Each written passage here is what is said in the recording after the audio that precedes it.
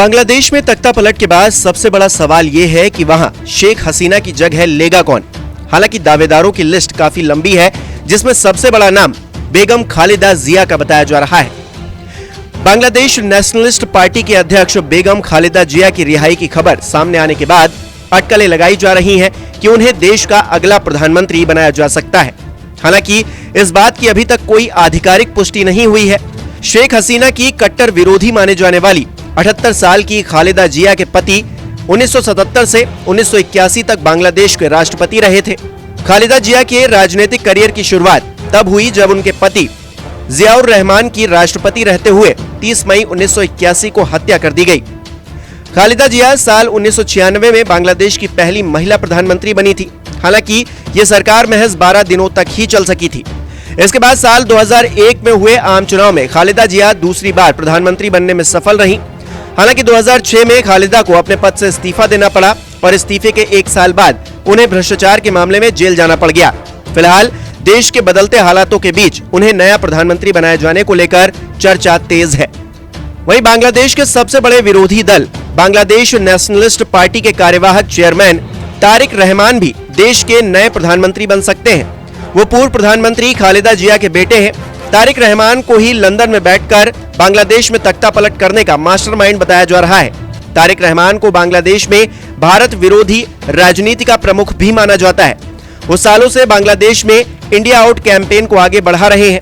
तारिक रहमान को आतंकवाद फैलाने का दोषी पाए जाने पर साल 2018 में 10 साल की सजा सुनाई गई थी। वो 21 अगस्त 2004 को आवामी लीग की रैली में आतंकी हमले के दोषी पाए गए थे। शेख हसीना के इस्तीफे पर प्रतिक्रिया देते हुए तारिक ने कहा है, शेख हसीना का इस्तीफा लोगों की ताकत को साबित करता है और आने वाले पीढ़ियों के लिए एक उदाहरण होगा जो दिखाएगा कि कैसे लोगों का साहस अत्याचारों पर विजय प्राप्त कर सकता है। वहीं शेख हसीना के देश छोड़ने के 1 दिन बाद स्टूडेंट्स अगेंस्ट डिस्क्रिमिनेशन के नेताओं ने कहा कि वो नोबेल पुरस्कार विजेता डॉक्टर मोहम्मद यूनुस को देश की अंतरिम सरकार का प्रमुख बनाना चाहते हैं। 84 साल के मोहम्मद यूनुस एक सोशल वर्कर होने के साथ साथ बैंकर और इकोनॉमिस्ट भी हैं। गरीबी उन्मूलन की कोशिशों के चलते 2006 में उन्हें नोबेल शांति पुरस्कार दिया गया था। यूनुस ने ही 1983 में ग्रामीण बैंक की स्थापना की थी, जो कि गरीब लोगों को छोटे कर्ज मुहैया करवाता है। हालांकि यूनुस के खिलाफ गबन, घोटाले और मनी लॉन्ड्रिंग के गंभीर आरोप भी हैं। जनवरी में यूनुस को श्रम कानून उल्लंघन के आरोप में अदालत ने 6 महीने कारावास की सजा सुनाई थी। बहरहाल छात्र आंदोलन के प्रमुख नाहिद इस्लाम ने मोहम्मद यूनुस को अंतरिम सरकार का मुख्य सलाहकार बनाने का प्रस्ताव दिया है। खबरों के मुताबिक उन्होंने इस प्रस्ताव को स्वीकार भी कर लिया है। इसके अलावा शेख हसीना के इस्तीफे के बाद बांग्लादेश के आर्मी चीफ वकार उज जमान ने ऐलान करते हुए कहा था कि हम एक अंतरिम सरकार बनाएंगे जो फिलहाल देश को चलाएगी। इसके बाद इस बात की चर्चा होने लगी कि क्या अब आर्मी चीफ वकार उज जमान प्रधानमंत्री की कुर्सी पर भी बैठेंगे। हालांकि इसे लेकर कोई कंफर्मेशन नहीं है और वकार उज जमान के पीएम बनने की बातों में ज्यादा दमखम भी दिखाई नहीं दे रहा। हालांकि उनका नाम भी चर्चाओं में है।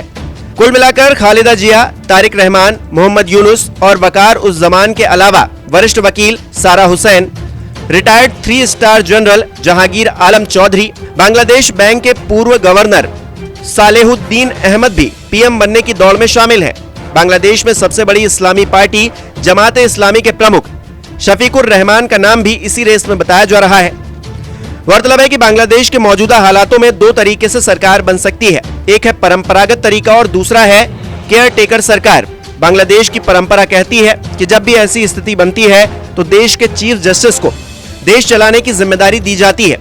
1990 में बांग्लादेश के पूर्व सैन्य तानाशाह इरशाद के खिलाफ जन आंदोलन खड़ा हुआ था। तब विपक्षी राजनीतिक दलों ने 6 दिसंबर 1990 को तत्कालीन मुख्य न्यायाधीश अहमद को सत्ता सौंप दी थी। वो बांग्लादेश के कार्यवाहक राष्ट्रपति के रूप में सरकार के मुखिया बने थे। हालांकि वर्तमान में बांग्लादेश में राष्ट्रपति अपने पद पर मौजूद है। ऐसे में आर्मी के जरिए बांग्लादेश के राष्ट्रपति मोहम्मद शहाबुद्दीन 65 साल के चीफ जस्टिस ओबैदुल हसन को सरकार का मुखिया चुन सकते हैं। उन्हें 12 सितंबर 2023 को मुख्य न्यायाधीश बनाया गया था। ओबैदुल हसन सभी विपक्षी दलों को साथ लेकर एक अंतरिम सरकार बना सकते हैं। हालांकि बांग्लादेश में नॉन पॉलिटिकल केयरटेकर गवर्नमेंट का कॉन्सेप्ट भी है। साल 1996 और 2008 में बांग्लादेश में चुनी हुई सरकार अपना कार्यकाल पूरा कर चुकी थी।